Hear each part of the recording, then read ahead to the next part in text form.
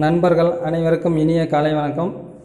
நம்ம சேனலை பொறுத்தவரை பொது அறிவு சம்மந்தப்பட்ட பாடப்பகுதிகள், நடப்பு நிகழ்வுகள் போன்றவற்றை பார்த்துட்டு வரோம். இப்போ ராமலிங்க அடிகளார் பற்றி பார்ப்போம். இவர் திருவருட்பிரகாச வள்ளலார் அப்படின்னு அழைக்கப்படுகிறார். அக்டோபர் 5, 1823 தோற்றம். இவர் சத்திய ஞான சபையை நிறுவியவர். மிக முக்கியமான ஒரு மேற்கோள் இது.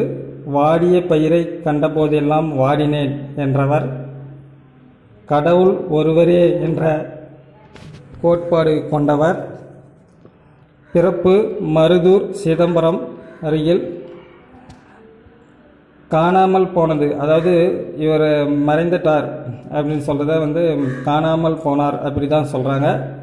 ஜனவரி 30, 1874, 50 வயதில் வடலூரில், இப்போ கடலூரில் இருக்குது, கடலூர் பகுதியில் வடலூர்னு அப்படி ஒரு இடம் இருக்குது.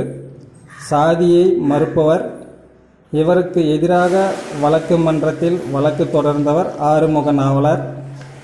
இவருடைய காலத்தில் இருந்தவர் ராமலிங்க அடிகள், சமகாலத்தவர். இவர் சின்மய தீபிகை, ஒளிவிலொடுக்கம், தொண்டை மண்டல சதகம் போன்றவற்றை எழுதியுள்ளார்.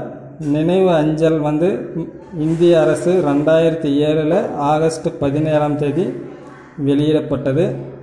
சரிங்களா? இவரை பற்றிய தேர்வுகளில் கேட்கக்கூடிய கேள்விகளில் இது போன்றது தான் இருக்கும்.